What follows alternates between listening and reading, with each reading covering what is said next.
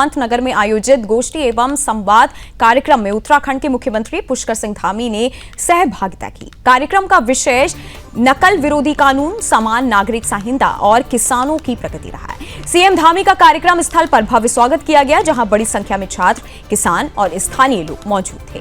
मुख्यमंत्री ने कार्यक्रम स्थल पर लगे विभिन्न विभागों और स्वयं सहायता समूहों के स्टॉलों का निरीक्षण किया।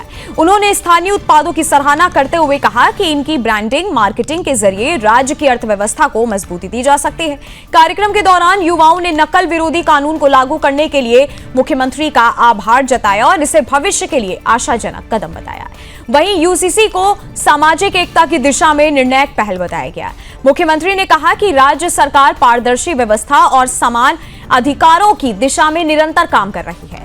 किसानों की प्रगति के लिए नई तकनीकों, कृषि यंत्रों और प्रशिक्षण कार्यक्रमों को प्राथमिकता दी जा रही है। कार्यक्रम में मुख्यमंत्री की निर्णय क्षमता और कार्यशैली की सराहना करते हुए युवाओं ने कहा कि उनके ऐतिहासिक निर्णयों से उनकी छवि लगातार सशक्त होती जा रही है।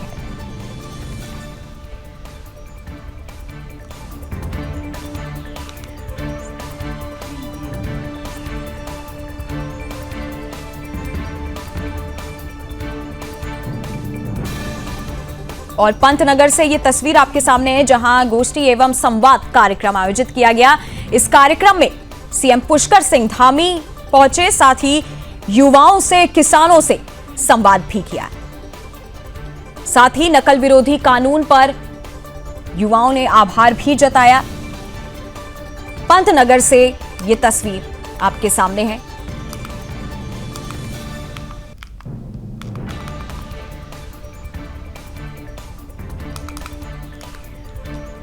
साथ ही आपको बता दें कि किसानों की प्रगति के लिए नई तकनीकों, कृषि यंत्रों और प्रशिक्षण कार्यक्रमों को प्राथमिकता दी जा रही है। इस कार्यक्रम में जब सीएम पुष्कर सिंह धामी पहुंचे, वहां पर उन्होंने किसानों और युवाओं से संवाद किया, जिसके बाद कार्यक्रम में मुख्यमंत्री की निर्णय क्षमता और कार्यशैली की सराहना करते हुए युवाओं ने भी अपनी प्रतिक्रिया दी। युवाओं का कहना था कि उनके ऐतिहासिक निर्णयों से उनकी छवि लगातार सशक्त होती जा रही है। डॉक्टर मनमोहन चौहान जी, यहाँ के रुद्रपुर विधानसभा के लोकप्रिय विधायक अग्निशी बरोड़ा जी, काशीपुर विधानसभा के लोकप्रिय विधायक आदरणीय त्रिलोक सिंह चीमा जी, विधायक युवा विधायक श्री सुरेश गढ़िया जी, हमारे पूर्व विधायक और इसी विश्वविद्यालय के छात्र और अभी वर्तमान में यहाँ की विश्वविद्यालय की जो संचालक समिति है उसमें भी आप हैं श्री राजेश शुक्ला जी, भारतीय जनता पार्टी के जिला अध्यक्ष श्री कमल जिंदल जी, जिला पंचायत के अध्यक्ष श्री अजय मौर्य जी, डॉक्टर अनिल डब्बू जी, गुंजन सुखीजा जी, दीप कोश्यारी जी, महापौर रुद्रपुर नगर निगम श्री विकास शर्मा जी, उत्तम दत्ता जी, श्री शंकर कोरंगा जी, फरजाना बेगम जी, रामू जोशी जी, हमारे खटीमा के चेयरमैन और मंच पर आसीन हमारे सभी अतिथिगण और मेरे सामने बैठे हुए सभी किसान भाइयों एवं बहनों और विश्वविद्यालय के हमारे सभी विभागाध्यक्ष, सभी वैज्ञानिक, सभी प्रोफेसर और विश्वविद्यालय के सभी मेरे प्रिय छात्र एवं छात्राएं और स्टूडेंट्स ऑफ फ्रांस और उनके लिए ताली बजा दीजिए। और हमारे पड़ोसी देश नेपाल से आए हुए हमारे सभी किसान भाई, मीडिया के हमारे सभी मित्र, मैं आप सभी का आज इस 118वें अखिल भारतीय किसान मेले एवं कृषि उद्योग प्रदर्शनी में उपस्थित होने के लिए मैं देवभूमि उत्तराखंड के मुख्य सेवक के रूप में आप सभी का हृदय से स्वागत करता हूं, आप सबका अभिनंदन करता हूं। और आप सब लोगों ने मेरा आज यहाँ पहुंचने पर बहुत गर्मजोशी से स्वागत किया। मैं भी दोनों हाथ जोड़कर अपने किसान भाइयों को, सभी उत्पादकों को, स्वयं सहायता समूह की हमारी बहनों को जिन्होंने बहुत शानदार उत्पाद बनाए हैं, मैं भी उन सभी का हृदय से स्वागत करता हूं, उनका प्रणाम करता हूं। ये मेरे लिए आज अत्यंत हर्ष का विषय है कि मुझे इस कार्यक्रम के माध्यम से हमारे सभी अन्नदाता भाई बहनों के बीच में आने का सौभाग्य प्राप्त हुआ और शानदार विचार, जहां मैंने दो छात्राओं के, एक छात्र के, एक बहन हमारी प्रगतिशील किसान के विचार सुने। बहुत शानदार विषय यहाँ पर आप सबके द्वारा रखे गए हैं और इस वर्ष किसान मेले की इस प्रदर्शनी में 400 से अधिक स्टॉल लगाए गए हैं, जिनमें 200 से अधिक स्टॉल देश के विभिन्न राज्यों से आए, कृषि क्षेत्रों से जुड़े हुए स्टार्टअप उद्यमियों द्वारा लगाए गए हैं। ये आयोजन केवल कृषि उत्पादों एवं यंत्रों तक ही सीमित नहीं होते, बल्कि किसानों, वैज्ञानिकों और उनके उद्यमियों के बीच ज्ञान, अनुभव और नवाचार के आदान प्रदान के लिए बहुत महत्वपूर्ण माध्यम बनते हैं। इस प्रकार से कृषि मेलों के माध्यम से यहाँ हमारे किसान भाइयों को बहुत सुविधा होती है। एक ही स्थान पर नवीनतम कृषि तकनीकों, उन्नत बीजों, आधुनिक यंत्रों और नए शोधों की जानकारी वो प्राप्त कर सकते हैं और वहीं उन्हें विशेषज्ञ के अनुभव से सीखने और अपने अनुभव साझा करने का भी यहाँ पर अवसर मिलता है। मुझे पूरा विश्वास है इस मेले में प्रदर्शित की जा रही आधुनिक तकनीकी और नवाचारों के माध्यम से हमारे किसान भाई पारंपरिक तरीकों के साथ साथ नई वैज्ञानिक विधियों को अपनाकर अपनी खेती को और अधिक उत्तम बनाएंगे और अधिक टिकाऊ बनाएंगे और लाभकारी बना पाएंगे, जिससे आने वाले समय में उनकी आय दोगुनी हो, जो आदरणीय प्रधानमंत्री जी का भी विजन है, बल्कि प्रदेश की कृषि व्यवस्था भी और देश की अर्थव्यवस्था भी सशक्त बने, समृद्ध बने। भाइयों बहनों, आदरणीय प्रधानमंत्री जी के नेतृत्व में आज भारत विकसित भारत के संकल्प को लेकर तेजी से आगे बढ़ रहा है। योजनाबद्ध तरीके से आज देश के अंदर काम हो रहा है और इसी संकल्प के साथ केंद्र सरकार द्वारा अन्नदाताओं की आय को दोगुना करने के लिए निरंतर प्रयास किए जा रहे हैं। आज देश भर में 11 करोड़ किसानों को प्रधानमंत्री किसान सम्मान निधि का लाभ मिल रहा है और इसके अंतर्गत उत्तराखंड के भी करीब 9 लाख अन्नदाताओं को प्रतिवर्ष 6,000 रुपए की आर्थिक सहायता राशि प्रदान की जा रही है। आज जहां एक और हम प्रमुख फसलों पर न्यूनतम समर्थन मूल्य एमएसपी में अभूतपूर्व वृद्धि करके किसानों को उनकी फसलों का उचित मूल्य प्रदान किया जा रहा है, वहीं प्रधानमंत्री बीमा फसल योजना के माध्यम से किसानों को प्राकृतिक आपदाओं, फसल रोगों और कीटों से होने वाले नुकसानों के सुरक्षा कवच भी उन्हें प्रदान किया जा रहा है।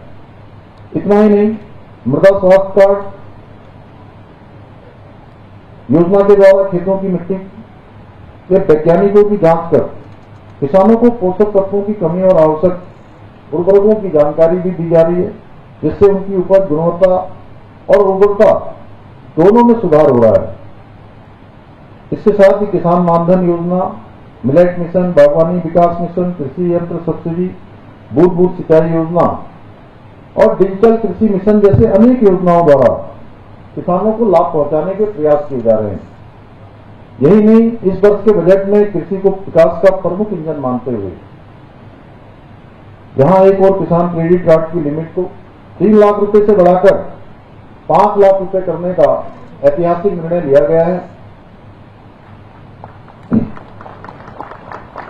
वहीं प्राकृतिक खेती को प्रोत्साहित करने के साथ साथ सिंचाई और कृषि तकनीकों के विकास पर विशेष फोकस किया जा रहा है। कल ही आप सब लोगों ने आदरणीय प्रधानमंत्री जी को सुना होगा, उन्होंने देश के अन्नदाताओं को बड़ी सौगात देते हुए 24,000 करोड़ की पीएम धन धान्य की कृषि योजना और दलहन उत्पादन को बढ़ावा देने हेतु 11,500 करोड़ रुपए की लागत से दलहन उत्पादकता मिशन का भी शुभारंभ किया है।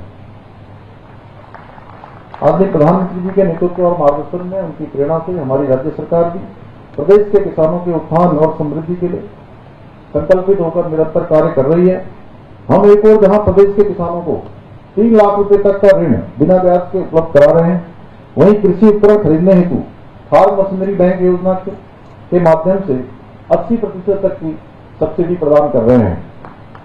यही नहीं, हमने किसानों के हित में नहरों से सिंचाई को पूरी तरह से मुक्त करने का काम भी किया है। इतना ही नहीं, हम किसानों की आय को बढ़ाने के लिए पॉली हाउस के निर्माण हेतु 200 करोड़ रुपए की राशि का भी हमने प्रावधान किया है। मुझे बताते हुए खुशी हो रही है कि इसके अंतर्गत अब तक हम राज्य में लगभग 115 करोड़ रुपए की सहायता से करीब 350 पॉली हाउस स्थापित भी किए जा चुके हैं। इतना ही नहीं, हम जहां एक और गेहूं खरीद पर किसानों को 20 रुपए प्रति क्विंटल का बोनस प्रदान कर रहे हैं, वहीं गन्ने के रेट पर 20 रुपए प्रति क्विंटल की बढ़ोतरी भी कर रहे हैं। इसके अतिरिक्त हमने उत्तराखंड के पहाड़ी क्षेत्रों में वर्षा आधारित खेती को नई ऊंचाइयों पर ले जाने के लिए लगभग 1000 करोड़ रुपए की लागत से Uttarakhand climate responsible rainfed farming project भी स्वीकृत किया है।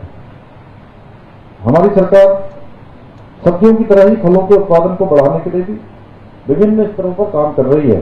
हाल ही में हमारी सरकार ने 1200 करोड़ रुपए की लागत से नई सेब नीति, नई कीवी नीति, स्टेट मिलेट मिशन और ड्रैगन फ्रूट नीति जैसे कई महत्वपूर्ण योजनाओं को लागू किया है।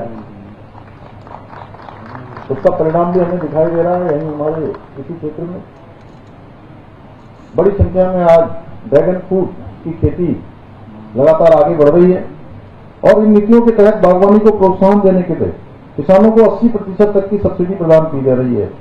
यही नहीं, हम किसानों की उपज और गुणवत्ता को बढ़ाने के लिए ग्राइंडिंग सॉर्टिंग यूनिट के निर्माण के लिए भी अनुदान प्रदान कर रहे हैं। आज इस अवसर पर मैं आप सभी कृषि वैज्ञानिकों से यह आग्रह करना चाहता हूं कि आप हमारी पारंपरिक कृषि व्यवस्था पर भी जरूर अनुसंधान करें। जाने कि हमारे पूर्वजों ने हजारों वर्षों से अपनी कृषि समस्या को, सभ्यता को कैसे सुरक्षित रखा, अपनी धरती की उर्वरता को कैसे बनाए रखा और उत्पादन की जो गुणवत्ता है उसको भी निरंतर सुनिश्चित किया। साथ ही यह भी आग्रह करता हूं कि आप लोग अपने शोध कार्य और नवीनतम तकनीकों ज्ञान को शीघ्रता से किसानों तक पहुंचाएं ताकि ये ज्ञान उनके उत्पादन और आय में वृद्धि का माध्यम बन सके और हमारी कृषि अर्थव्यवस्था को और अधिक मजबूत बनाया जा सके। भाई बहनों, आज के इस अवसर पर हम किसानों की प्रगति पर चर्चा करने के साथ साथ अभी प्रदेश में नकल कानून और समान नागरिक संहिता पर भी संवाद करने के लिए भी यहाँ पर एकत्र हुए और अच्छे विचार हमारे विद्यार्थियों के द्वारा, छात्र और छात्राओं के द्वारा यहाँ पर रखे गए। आज हमारे छात्रों ने इन दोनों विषयों पर बहुत सुंदर प्रस्तुतिकरण दिया।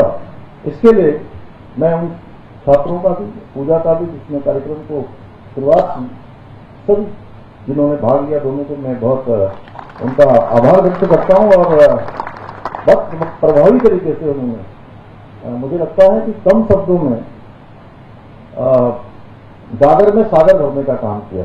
5 मिनट का समय दिया गया था, 5 मिनट में उन्होंने बहुत शानदार प्रस्तुतिकरण किया। जैसा कि आप सभी जानते हैं, पूर्ववर्ती सरकारों के समय में राज्य में नकल माफियाओं द्वारा लगातार युवाओं के, हमारे बच्चों के भविष्य के साथ खिलवाड़ किया जाता था। इसी को देखते हुए 2023 में